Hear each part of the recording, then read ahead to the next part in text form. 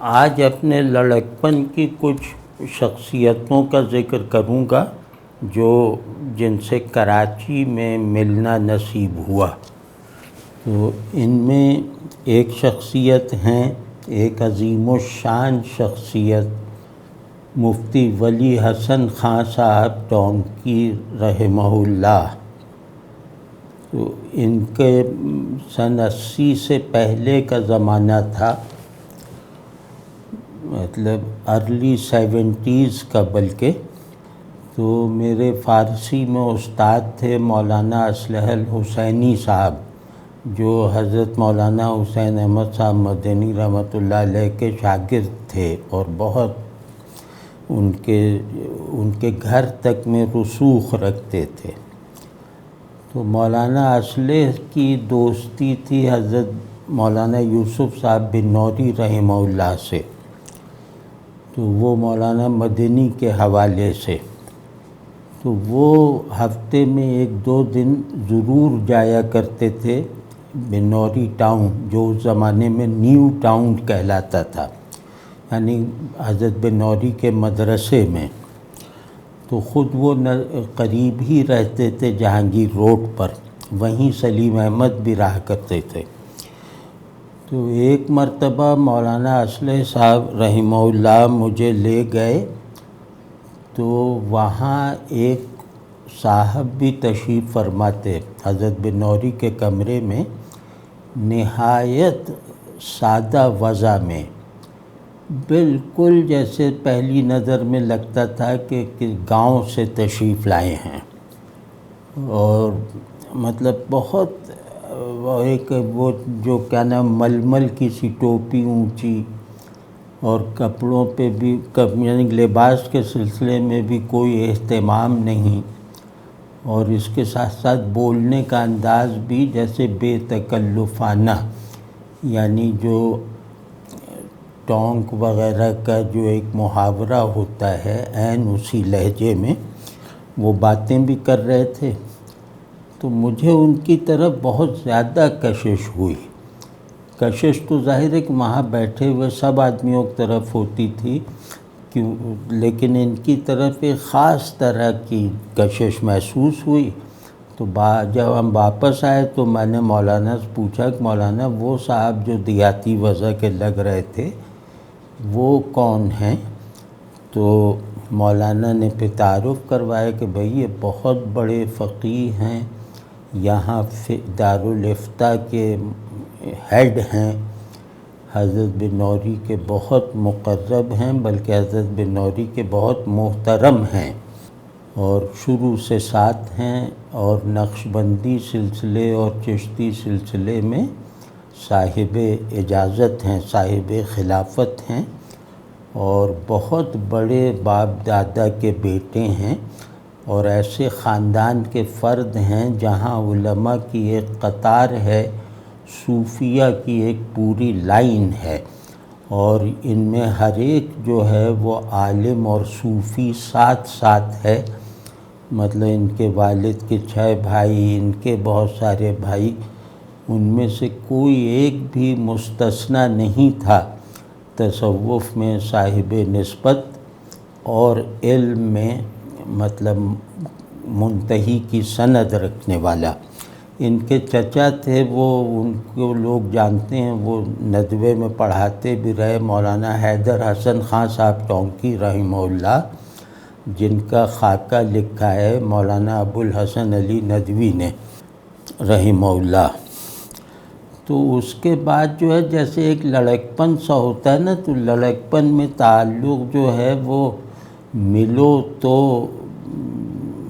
اگلی بے قراری کی تیاری، اور ملنے سے پہلے جو ہے وہ ایک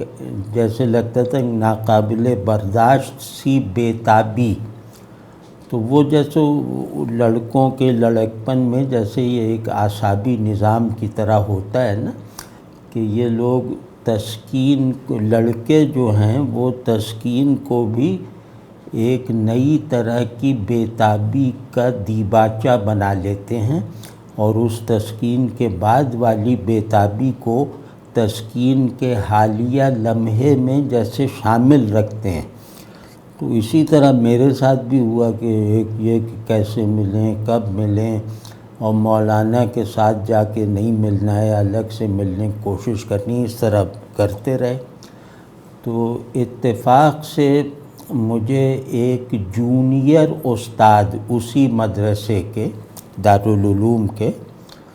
وہ مجھے مل گئے، اور تھوڑا ہماری جان پہچان بھی تھی مولانا اصلح صاحب کی وجہ سے۔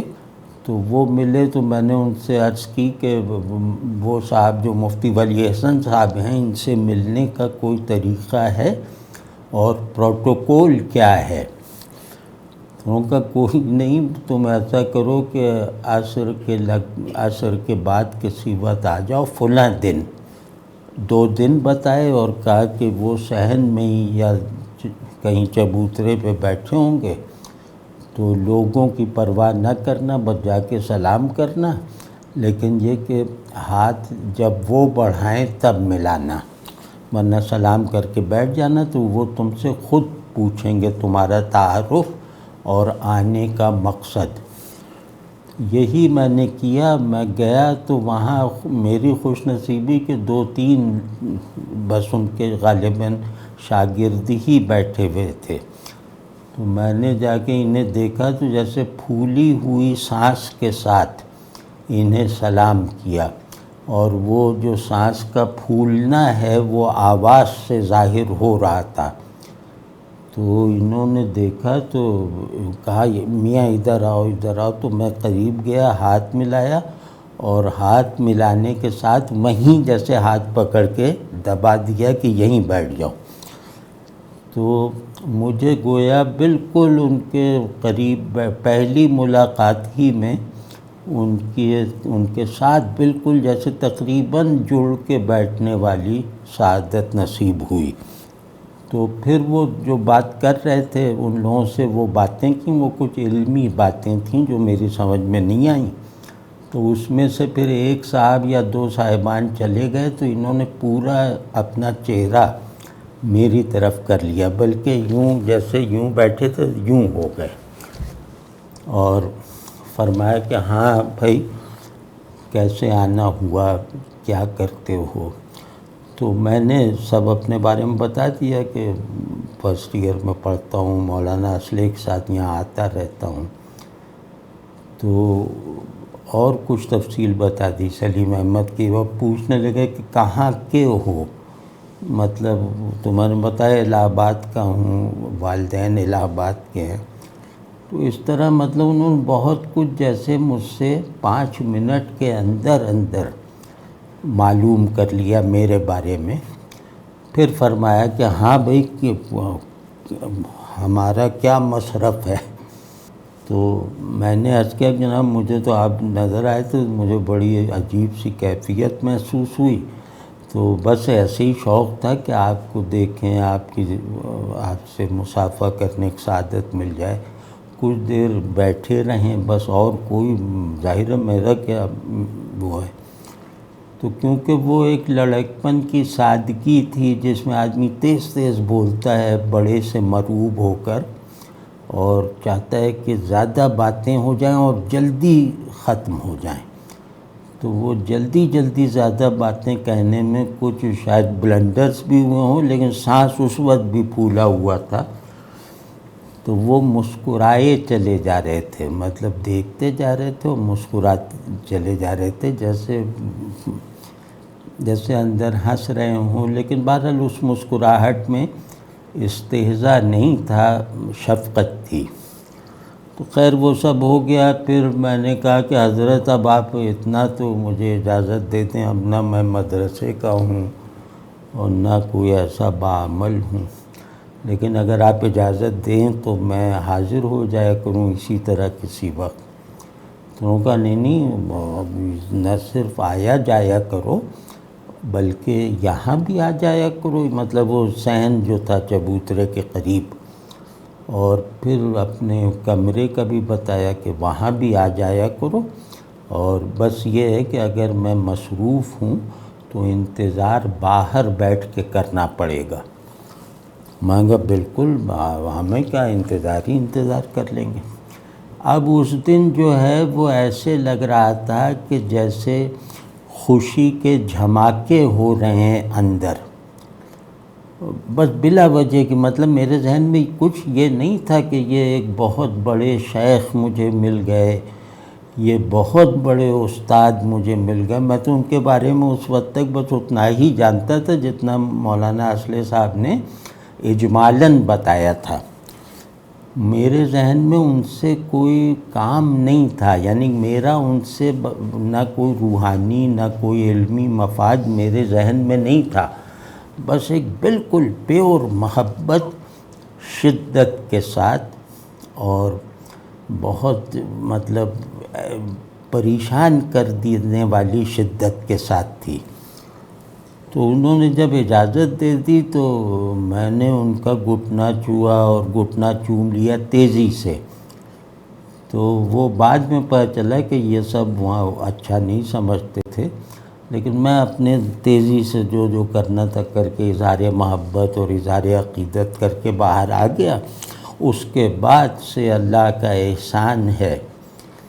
میرے بڑوں کی دعائیں ہیں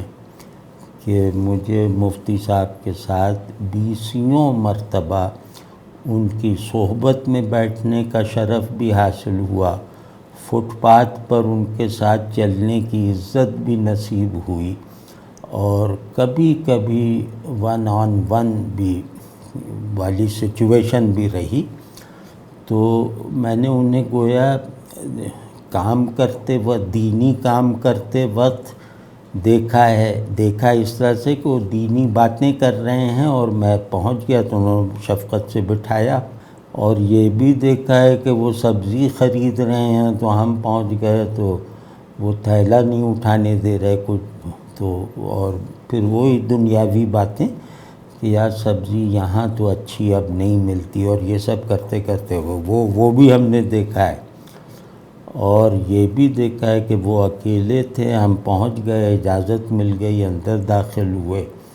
تو یوں لگنے لگا جیسے آپ کسی بہت ہی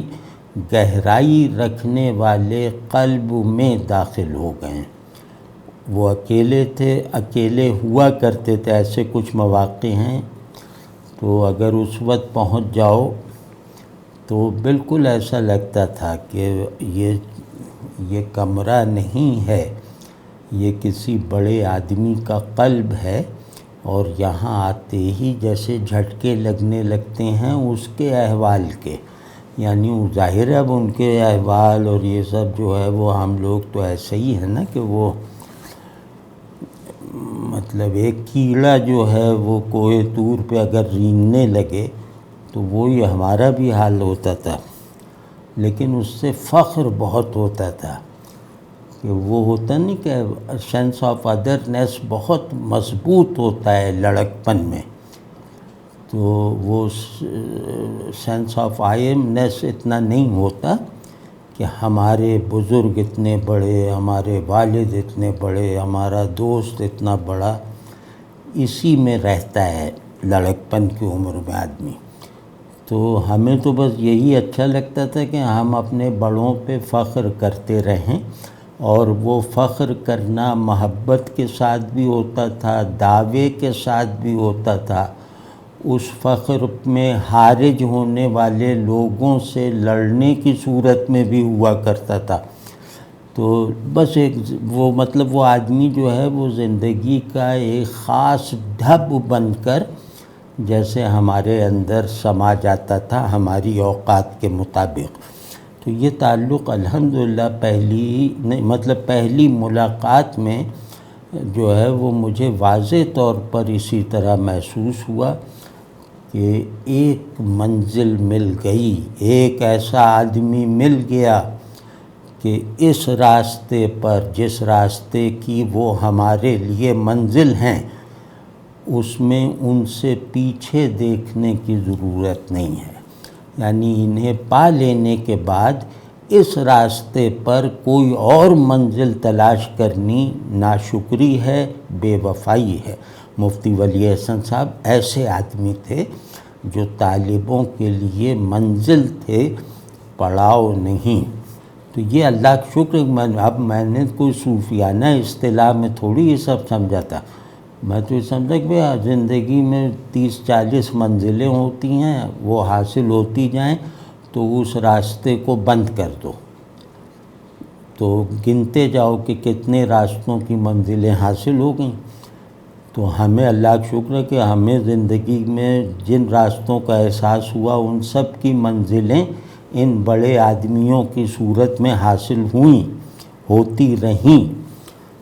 تو وہ جو میرے اندر وہ احساس پیدا ہوا کہ یہ میری منزل ہیں، یعنی ایک راستے کی منزل ہیں. یہ میں نے اپنے ٹوٹے پھوٹے لفظ میں اور اسی طرح پھولے ہوئے سانس کے ساتھ ان سے عرض کیا کہ مجھے تو لگتا ہے کہ بس آپ منزل کی طرح ہیں. تو وہ بہت جیسے بچوں کی طرح ہنستا ہے نا کوئی، بالکل جیسے قہقہہ روکنے کی کوشش کرتے ہوئے مسکراہٹ پر اکتفا کر لینا، تو اس طرح وہ ہنسنے لگے اور وہ کہنے یار تم صحیح، تم واقعی، تم پہ شاعروں کا بہت اثر ہے، کیونکہ میں بتا چکا تھا کہ شاعروں میں بھی اٹھنا بیٹھنا ہے. کہنے شاعروں کا بہت اثر ہے اور اس سے بچو. تو میں نے کہا اچھا بہتر ہے جناب، بچ جاؤں گا، بچوں گا. تو پھر انہوں نے مجھ سے کچھ ضروری باتیں پوچھیں کہ تمہیں، اور اپنے بارے میں کچھ بھی کہنے کی اجازت نہیں دی. اس فقرے سے آگے کچھ بولنے کی اجازت نہیں دی تھی انہوں نے، کیونکہ یہ فقرہ عجیب شاعرانہ سا تھا نا، تو انہیں شروع میں اندازہ نہیں ہوا کہ یہ فقرہ ختم کہاں پہ ہوگا، ورنہ تو پہلا لفظ بولتے ہی مجھے روک دیتے، جو بعد میں نے دیکھا ہے. تو وہ شاعرانہ سا ایک فقرہ تھا، اور آخر میں نے کہا وہ منزل آپ ہیں. تو اس پہ وہ حیران رہ گئے اور پھر ہنسنے لگے اور پھر یہ نصیحت کی. تو پھر مجھ سے انہوں نے کچھ باتیں پوچھیں کہ بھئی وہ تم کرتے کیا ہو، تمہارا وقت کس طرح گزرتا ہے، تمہیں کچھ لوگوں سے مذہبی معاملے میں عقیدت ہے، اس طرح کی باتیں کیں. اور ہاں نماز کی پابندی ہے. تو میں نے ان سب سوالوں کا جواب دے دیا، جو ظاہر ہے کہ وہ سب جوابات ان کے لیے ناگوار تھے. مطلب جو وہ چاہتے تھے دیکھنا کسی برخوردار میں، وہی وہ پوچھ رہے تھے، اور اس میں ہر جواب میرا ایسا تھا کہ وہ جیسے ناگوار محسوس کرتے تھے کہ نماز کی پابندی نہیں، نظر کی احتیاط نہیں، یہ وہ، جب ہر چیز انہوں نے 8-10 قسم کی پوچھیں، اور ہر ایک پہ میں کہوں کہ جناب ابھی تو نصیب نہیں ہے. تو کہنے یہ بن کے بات نہ کرو، کہو پابند ہو یا نہیں. میں نے کہا کہ نہیں، جمعہ پڑھ لیتے ہیں کبھی کبھی، ایک آدھ نماز بھی پڑھ لیتے ہیں.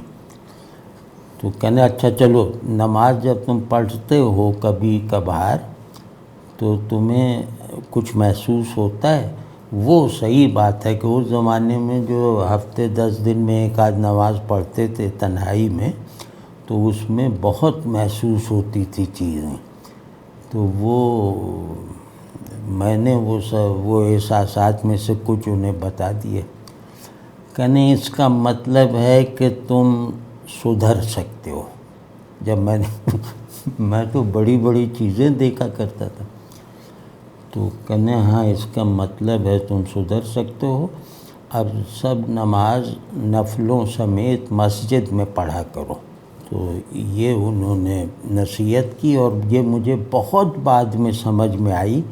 کہ انہوں نے مجھے تنہا نماز پڑھنے سے روکا تھا، یہ کہہ کر کہ نفلیں بھی مسجد میں پڑھو، یعنی سنتیں نفلیں سب. تو وہ اس کا مقصد یہ تھا کہ انہوں نے یہ دیکھ لیا ہوگا کہ ایک جذباتی آدمی جو تخیل میں تھوڑا خلاقی رکھتا ہے، تو یہ اکیلے جب ہوگا تو یہ روئے گا بھی، یہ طرح طرح کے مناظر بھی دیکھے گا، یہ عجیب عجیب طرح کی جو ہے پرزور اور پرشور کیفیتیں بھی محسوس کر لے گا. لیکن اگلی نماز نہیں پڑھے گا، یہ گویا سال بھر کی نماز کا کوٹا یہ ان 2 رکعتوں میں پورا کرنے کی عادت ڈال لے گا۔ تو اس کو یعنی پھر اس خیال سے انشاءاللہ امید یہی ہے کہ انہوں نے منع کر دیا کہ اکیلے نماز نہیں پڑھا کرو، اکیلے تلاوت کیا کرو۔ تو یہ ان کی طرف سے جیسے ایک ایسی نصیحت تھی جو آج مجھے اپنے چھوٹوں کو سمجھنے میں مدد بھی دیتی ہے، اور ان کو جب بھی میں کچھ اس طرح کے لڑکوں سے ملتا ہوں تو اس ہدایت کے سوا کچھ نہیں کہتا جو مفتی ولی حسن صاحب نے مجھ ایسے نکمے، ناکارہ اور غافل لڑکے اور یا نوجوان کو کی تھی۔ تو پھر خیر یہ اس طرح ہوتا رہا۔ پھر میں نے دیکھا کہ مفتی صاحب کو پڑھنے کا بہت شوق تھا، بہت پڑھا کرتے تھے، بہت ہی زیادہ۔ مولانا بن نوری صاحب کو بھی بہت تھا، ان کو بھی بہت تھا۔ اور یہ جیسے فارغ وقت میں کچھ نہ کچھ کوئی کتاب کھولے ہوئے ہیں، کچھ وہ کیے ہوئے ہیں، مطلب بہت زیادہ شوق تھا۔ تو اس پڑھنے کے دوران میں اگر کوئی چلا جائے تو انہیں تھوڑا سا گراں گزرتا تھا۔ تو لیکن یہ کہ میں پڑھنے کے دوران میں بھی ایک مرتبہ گیا اپنی جہالت کی وجہ سے یا ان کی مصروفیت نہ جاننے یا ذوق نہ جاننے کی وجہ سے، تو میں گیا تو وہ کوئی اردو میں کتاب تھی، وہ دیکھ رہے تھے۔ تو اب ان کے چہرے پہ ایک رنگ سا آیا، لیکن نظر ملی تو کہنا اچھا بیٹھ جاؤ، اچھا ذرا سا ادھر بیٹھو، اور بیٹھا کے مجھے انہوں نے کہا کہ یہ لفظ کے کیا معنی ہے، یہ اس لفظ کا کیا مفہوم ہے، یعنی امتحاناً۔ تو اس میں جو 4-5 لفظ انہوں نے پوچھے تو اب اتفاق ہے کہ عجیب ہے کہ وہ سب کے میں نے جواب ٹھیک دے دیے۔ تو کہنے کہ تمہیں پڑھنے کا شوق ہے؟ میں نے کہا جناب بہت زیادہ ہے، بلکہ اللہ معاف کرے میرے منہ سے نکل یہ گیا بے اختیار کہ بالکل آپ ہی کی طرح ہے، جیسے آپ کو شوق ہے ہمیں بھی شوق۔ تو اس پہ بھی وہی جو ان کی ایک خاص مسکراہٹ تھی، جو جیسے لگتا تھا کہ مفتی ولی حسن صاحب اپنی تمام بڑائیوں کو ایک بچپن میں جا کر اظہار دے رہے ہیں، یعنی اپنی تمام بڑائیوں کو ایک معصوم بچوں کے سے تبسم سے ایکسپریس کر رہے ہیں۔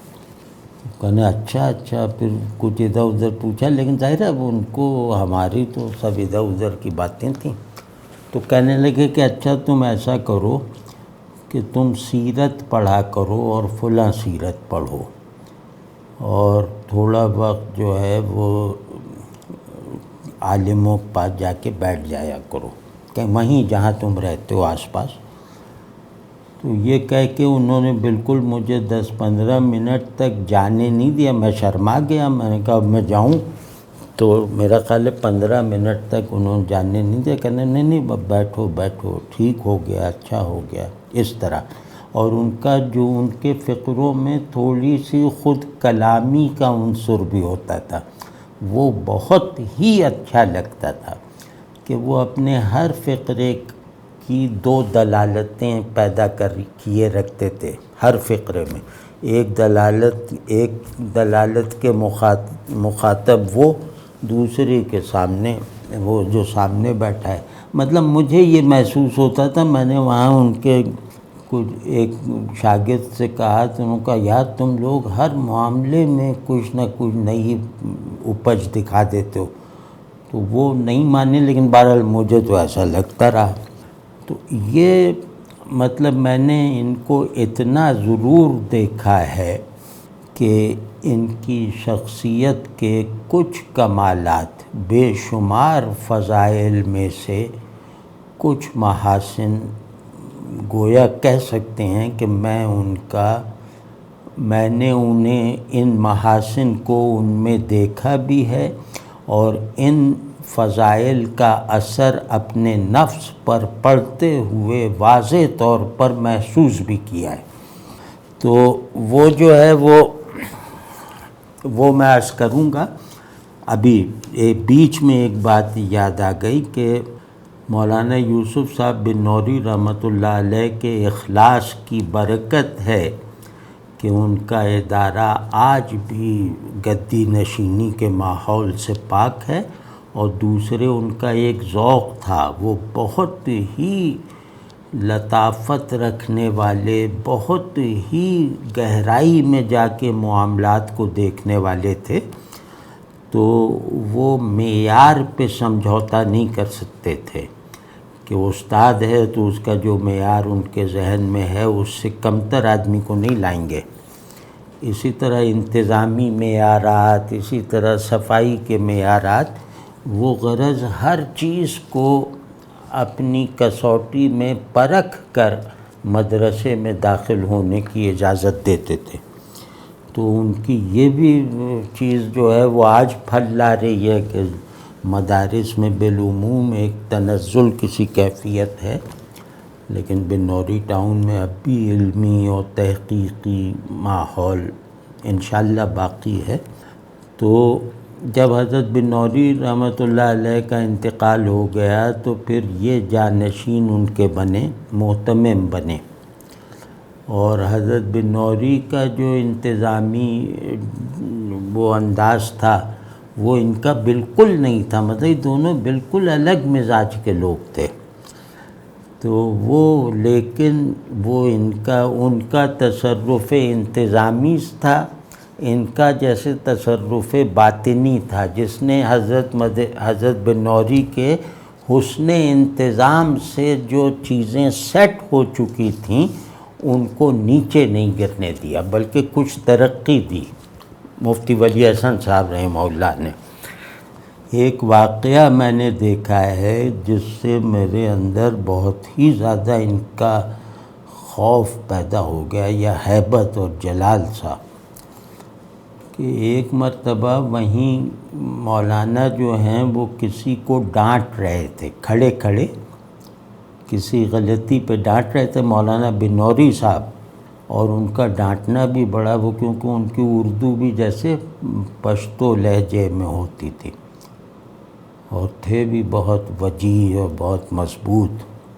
تو وہ اپنے مضبوطی کے حساب سے انہیں ڈانٹ رہے تھے۔ تو مفتی ولی حسن صاحب اچانک اس کوریڈور سا تھا وہ، اس میں آ گئے، تو انہوں نے کہا ارے بھائی، مفتی صاحب نے استفسار کیا کہ ارے جناب کیا ہو گیا؟ تو یہ ایک دم جیسے شرما گئے مولانا بن نوری صاحب، اور پھر مفتی صاحب نے ان نوجوانوں کے کندھے پہ ہاتھ رکھ کے کہا جاؤ جاؤ میاں جاؤ، اور پھر ان کو لے کے الگ چلے گئے۔ تو یہ وہ واقعہ تھا کہ بن نوری صاحب کے بارے میں ان کا کوئی بھی جاننے والا یہ تصور بھی نہیں لا سکتا کہ وہ اپنے غصے کو اچانک اس طرح سے نہ صرف یہ کہ ضبط کر لیں گے بلکہ تھوڑا سا شرما بھی جائیں گے۔ یہ مفتی ولی حسن صاحب کے آگے میں نے دیکھا ہوا ہے، اپنی آنکھوں سے دیکھا ہے۔ تو شیخ طریق تھے، ہزارہ مرید تھے، بلکہ مرید کے ذکر سے یاد آئے کہ ایک عجیب سا واقعہ ہوا کہ ان کے کسی مرید پہ جادو ہو گیا۔ اب اللہ جانے کیا تھا، لیکن بہرحال وہ یہ تھا کہ جادو ہو گیا ہے۔ انہوں نے کچھ اپنا عمل وغیرہ کیا۔ پہلے لوگوں کے پاس بیاضیں ہوا کرتی تھیں جس میں 6 5 نسلوں کے عملیات بھی ہوتے تھے، تو ان کے پاس بھی تھی۔ تو مفتی صاحب نے اس پہ کچھ کیا کوشش کہ جادو ہے یا جو بھی اثر ہے ہٹ جائے، تو مفتی صاحب پر بھی ہو گیا۔ اب شیخ پر بھی جادو، مرید پہ بھی جادو۔ تو کسی نے کہا جناب یہ پیچھے ہی گرو مندر، جس کو سبیل والی مسجد کہتے ہیں، بالکل بن نوری ٹاؤن سے سمجھیں لگا ہوا ہے۔ تو وہاں ایک جگہ تھی، غالباً مندر تھا یا کیا، یہ میں نے دیکھا نہیں ہے لیکن یہ سنا ہے۔ تو دونوں کو کسی مفتی صاحب کو ان کے کسی دوست نے کہا کہ وہاں کوئی ہندو ہے، وہ اتار دیتا ہے، ہندو پنڈت، تو فوراً اتار دیں گے، لیکن یہ کہ ذرا مان جائے۔ تو مفتی صاحب اور مرید، یعنی ان کے مرید اور پیر صاحب دونوں اس کے پاس گئے اور جا کے اس سے کہا، تو اس نے کہا کہ اتنے پیسے لگیں گے۔ وہ اس زمانے کے حساب سے زیادہ پیسے تھے، جیسے آج کوئی کہے کہ 5 لاکھ لگیں گے۔ تو مفتی سے وہ جو مرید تھا وہ یہ کر سکتا تھا پیسوں کا بندوبست، تو وہ کچھ کرنے جانے لگا تو انہوں نے روک دیا مفتی صاحب نے، اور اس سے پوچھا پنڈت سے کہ بھئی یہ کب ٹھیک ہوگا، پیسے تو تم کہہ رہے ہو کہ ابھی دو، تو ٹھیک کب ہوگا؟ تو کہنے پیسے میرے ہاتھ میں پہنچیں گے اور میری جیب تک نہیں جائیں گے کہ آپ دونوں ٹھیک ہو چکے ہوں گے۔ مفتی صاحب بھی مطلب ظاہر حیران ہوئے۔ تو خیر وہ گیا، کہیں سے لے کر آ گیا پیسہ یا کچھ، جو اس نے بہرحال مانگا تھا پنڈت نے، اس کو پیسہ دیا، اور واقعی یہی ہوا کہ دونوں پیر و مرید ایک دم فریش ہو گئے، بالکل صاف ہو گیا، اثر مطلب وہ جو کچھ بھی تھا وہ بہرحال صاف ہو گیا۔ تو اب یہ مفتی اعظم قسم کی ایک شخصیت، انتہائی اعلیٰ درجے کے مشائخ میں شمار ہونے والی ایک ہستی اور ایک انتہائی عالمگیر شہرت کے حامل مدرسے کا محتمم، وہ جا کے یہ سب کروا رہا ہے، اور اسے کوئی جھجک نہیں، پھر اور لوگوں کو بھی بھیجا، اور لوگوں کو بھی بتایا۔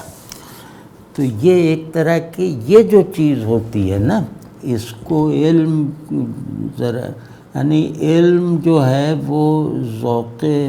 ذوق زندگی کو اکثر جو ہے وہ ختم کرتا ہے، کمزور کرتا ہے، اور علم جو ہے وہ ایک ایسی سنجیدگی کو جیسے ذہن پر یا مزاج پہ مسلط کر دیتا ہے، جس سنجیدگی کی علمی وقت اور حیثیت بھی کچھ نہیں ہوتی۔ تو یہ عام طور پہ مذہبی علماء میں اس خطرے میں آ جایا کرتے تھے، تو اس لیے پہلے اساتذہ جو ہیں وہ بے تکلفی کو پسند کرتے تھے لیے دیے رہنے کے مقابلے میں، عین یہی مفتی صاحب رحمہ اللہ تھے۔ تو شخصیت ایسی تھی کہ مطلب زہد کا لفظ اگر سنا ہو اور اس کا مفہوم لغت دیکھنے پہ بھی واضح نہ ہو رہا ہو تو مفتی ولی حسن صاحب کو دیکھ لیا جائے۔ زہد کا وہ مفہوم جو اپنی ساری لغوی تفصیل کے ساتھ حافظے میں ہے، لیکن حافظہ ان کو جو ہے وہ ایک میرے لیے تجربہ بنانے کا کام نہیں کر پا رہا، مطلب میرے کسی تجربے سے حافظے میں موجود ان مفاہیم کی تصدیق نہیں ہو پا رہی، تو ایسی صورت میں حضرت مفتی صاحب کو دیکھ لینا یہ کافی و شافی ہوگا۔ یہ زہد کو مکمل تجربہ کر لینے کا اور اس کے مطلب اس کے جوہر تک ذہنی رسائی حاصل کر لینے اور اس سے ذوقی مناسبت پیدا کر لینے کا ایک، بس سمجھیں کہ ایک ایسا وسیلہ ہوگا کہ اس کے بعد آپ کو کسی دوسرے وسیلے کی تلاش کی ضرورت نہیں رہے گی، ایسے زاہد تھے۔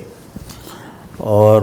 مطلب زہد، تقوی، سادگی، جیسے میں نے عرض کیا کہ اپنا سودا خود لینے جاتے تھے،